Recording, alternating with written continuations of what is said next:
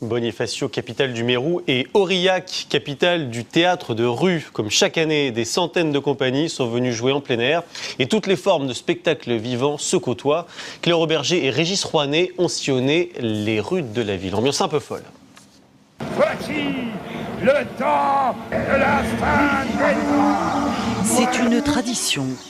Une grande messe fait souffler un vent de folie sur la place de l'hôtel de ville d'Aurillac. Pendant 4 jours, la rue appartient aux artistes.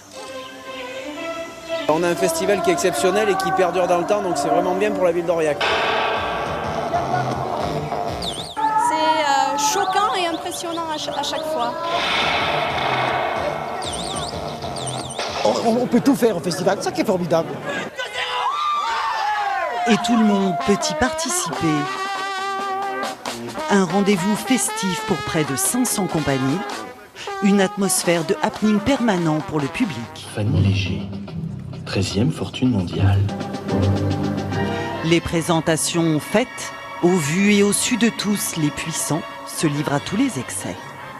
On traduit d'une certaine manière, on va dire artistique, un peu ce qui se passe en ce moment dans le monde financier. Voilà, pour nous, c'est une grande bouffonnerie. Les représentations s'enchaînent et les disciplines s'entremêlent. Sous ce chapiteau, de l'opéra et du cirque, inspiré du cinéma des années 50, un spectacle déjanté à souhait.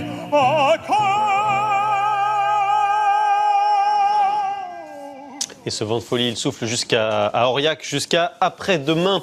Fin de ce journal. Dans un instant sur TF1, Masterchef, le grand retour avec son jury toujours aussi intransigeant autour de Carole Rousseau. Ce sera juste après la météo de Catherine Laborde et de votre série Nos chers voisins.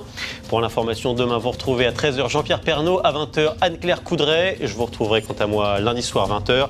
Merci à tous et merci plus particulier à Michel Fine qui a participé à la préparation de ce journal et de beaucoup d'autres et qui s'en va vers de nouvelles aventures. Bon vent à elle et bonne soirée à tous et à lundi.